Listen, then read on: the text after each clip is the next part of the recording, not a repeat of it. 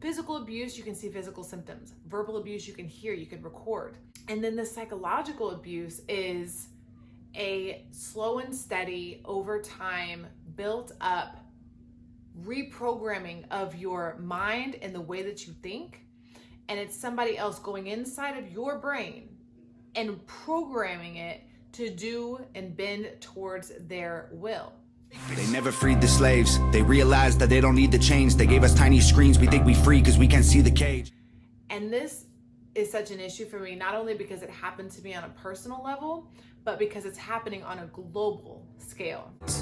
You never know the psychopath sitting next to you. This is happening to individuals in romantic relationships. It's happening from parents to children.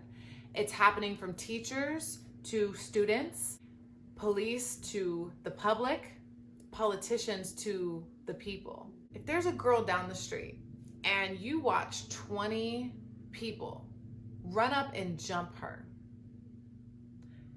and you look around and there's people walking around and acting as if nothing's happening, what do? Do you jump in and help her? Do you yell? Do you scream? Do you ask the other people to help? Do you call the police? Do you call an ambulance? Like, what do? That's what we're faced with within society right now, is there's a whole bunch of that going on in multiple layers, multiple levels. From bosses manipulating employees to politicians persuading millions of people, and romantic relationships, husbands and wives doing this to their spouse, parents doing this to their children, where it's maybe not physical, so your brain doesn't immediately recognize danger, but deep within somewhere in your intuition, you feel it's wrong. Psychological abuse is a lot different than seeing an act. It is more so like feeling something happened, saying, hey, did I just see a girl get jumped by 20 people, or am I crazy because no one else reacted? And then everyone telling you, no, you didn't see that. That's not what happened. She fell and those people were trying to help her up, and you thought they were fighting because they were just playing around. But yeah, it's no big deal. Don't worry about it. Don't be so emotional. Don't be so sensitive. Don't be so dramatic. That's what psychological abuse is like. You start to question your own thoughts. Like, maybe I didn't see that. Maybe everyone else is right and I'm crazy. Psychological abuse can become very isolating, be very persuasive. You can be told, yeah, I don't really like that you do this thing. There's this thing that you keep doing, I don't like the clothes you wear or the people you talk to. It just doesn't really sit with me. And I think that, there's this one person that, I really respect how they are. They're the way that they handle themselves and carry themselves in public. I respect them. I highly value that individual. You should be more like that, don't you think? Things like that can be said to somebody who is in a personal relationship with a psychological abuser, because they're trying to glorify something that they prefer that you be while shunning who you are.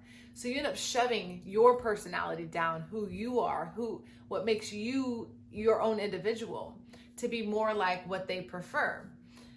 And this is, stems from like overachievement issues, abandonment issues, attachment issues, the way that you interpret love, all these styles of attachment that can really trigger you into just going with the motions. And this is seen in abusive relationships. And we can also classify this as a pandemic that's going on globally, because when we as a people, as human beings, can have knowledge that there is abuse happening on a level that we are unwilling to face. Again, remember the scenario where the girl was getting beat up by 20 people.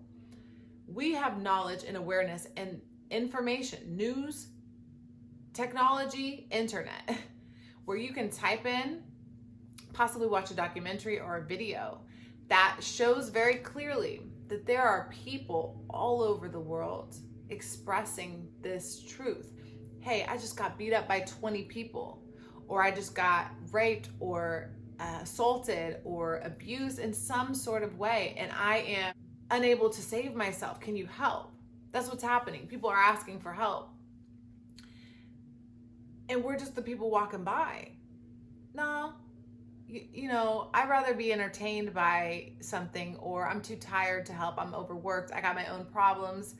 You know, I'm more concerned with my own life and my own privileges that I have no time to be concerned with things like this, because it hurts. It hurts to face the truth. Most people can sit in a lie for long enough that a lie becomes comfortable, because you don't have to step outside of your box of comfort, and you can just allow this to be your reality, this box you've created. But that's not reality. The thing about labels is we keep labeling everything. We're fighting for inclusion. We want to dismantle separation. That's the whole point of every single hashtag there is to say, hey, I matter too. Why am I separated? Why, because I'm a woman, do I statistically get paid less? Why, if I'm Black, do I statistically get shot more by the police? There's always some reason someone has to be excluded. Like a bunch of kids at the playground, we're all just trying to play together, but for some reason, the rules of the playground are dividing us, saying, oh, well, he's gay, so he has to go play over there. Well, they're Black, so they need to go over there. Well, they're like, what? What is this nonsense? If we don't recognize this psychological abuse that we are playing a part of, all this victimhood is real, because the game is to separate us. The game is to say, identify as a victim. Identify as lesser than who you are, which is powerful, beautiful, magnificent, a creator. You are here to live in passion and have fun and enjoy your life.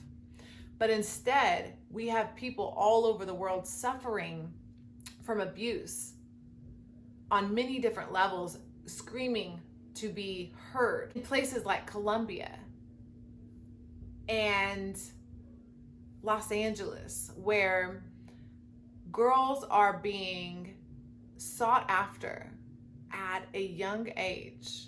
I'm talking 7 years old, 9 years old, 11 years old. People pay money to find virgins and young girls that they can pay for. Everyone that's suffering right now just wants to be free and safe. The thing about safety is I want to wake up in the morning and feel safe. I want to have freedom of speech. I want to be able to think and express how I feel. I want to live in passion and enjoy my life and not feel like I'm going to be attacked. Our world is reliant on victimhood. To keep this dysfunctional matrix spinning, we have to keep victims alive. We have to psychologically manipulate the masses and allow this behavior to go on in order for this greed to continue. Our country, our nation, our world is being ran by monsters. And this is running through our veins like an infection. Our DNA carries information, and the codes are speaking. They're trying to activate within us all to stand up for injustice. How many people watched Hitler kill millions of people? How many people allowed slavery, American slavery, to happen? How many people watch injustice every single day and do nothing about it? How many little children are suffering in human trafficking and slavery human trafficking, slavery, and sexual abuse right now. And we are more concerned with our entitlement to service, leaving reviews to companies about how our shipment didn't make it in 24 hours, but rather 48. The reason that we're complaining about service and efficiency, things that don't really matter, is because we're entitled, privileged brats. And I love you all with tough love because I'm a part of this too. This is not a blame game. This is to say, hey, I recognized where I was a victim. I suffered psychological abuse. It's very real. Until I saw through it, until I fought my way through it, because you know what? I have more of a desire to help other people than I've ever had to help myself. But I learned that in order to help anyone, I had to first help myself. So recognizing the abuse in your own life, you know, is there a boss or something that has power over your freedom? And if so, how does that make you feel? Why do you choose to stay in that cycle? Why do you choose to stay attached to something that doesn't benefit you? And why do you feel it's okay to live in a world where abuse is happening and you don't want to react to it when you know down the street that girl's getting her ass beat by 20 people? I am speaking for those that can't break free. I am speaking up for the children that are literally being sold off as slaves to the highest bidder. And I'm fighting against those that wish to suppress this information and to hide it behind some nonsense propaganda that the media wants to spill all over society. Fear. That's what they're doing, is they're implanting fear in your mind. What I'm implanting, what I'm speaking on, it sounds scary that there's 7-year-olds being sold as sex slaves. That's terrifying. But it's reality. Living in an illusion, again, can be comfortable. You can have your little couch, you can have your lamp, you can have your favorite snack and a TV, and you can stay in this box for as long as you feel comfortable. Or you can peek your head outside of the top, like, what's going on out there? There must be more than this little box. And when you see the war zone that's actually going on all around us, we can see that there are no separations except for the illusions that they're creating. We are all human beings, and we are here to fight together. We are here to liberate ourselves so we can liberate others. If we keep ignoring the cries and the screams of everyone else, it will come to our doorstep asking for more. And that's the lesson in this, is how much will we allow? How long will we sit back and allow to happen before we stand up? What is it going to take for you to walk outside of your house and stand for a cause that has nothing to do with you? What is it going to take for white people to stand up for Black Lives Matter? Straight people to stand for LGBTQ? What is it going to take for the adults to stand up for the children? Get the liberals to stand for the conservatives? For us to see that there is no separation. We should, at the end of the day, all have a choice. And we should all respect each other's choices and respect that everyone needs a leg up sometimes and everyone needs a helping hand. And if we keep giving away our power, giving away our choice to say yes or no, and giving up our power and ability to stand up for our neighbors and those that need our help, we might as well roll over and give up, because that's what we're doing if we can't see the injustice in this world and have a heart and have compassion for those that are suffering right now, those that need to be liberated. and broken free from actual abuse, that they can't get out of. That's who we stand for. It's going to take a lot of things that come out in the open for us to actually say, hey, maybe I should do something about this. And by then it may be too late. Don't wait until the very end. What can you do today? What can you do? How can you become more educated and knowledgeable of the suffering of this world, and to listen to someone else crying for help?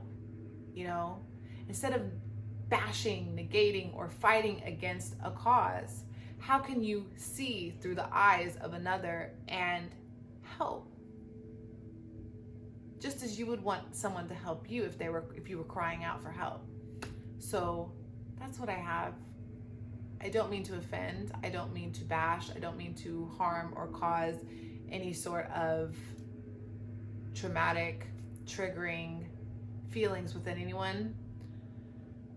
But I know that's what I do, and it's not because that's my intention. It's because that's deep within us all, is to be triggered and to bring our emotions to the surface and our feelings and to understand them and to sit with them. And that's why on my channel, I am putting my shadow work out there, the darknesses that I've had to walk through and the experiences that I've been through that I understand. So I don't come from a place of I'm better than anyone or judging anybody, because I'm not. I'm speaking from experience and how I feel and the injustices that I see. And I want to help bring enlightenment. I want to help people ascend and raise their consciousness, to expand their awareness, so we can come to the understanding of what the real solutions to help this planet are. So thank you for watching. I appreciate you.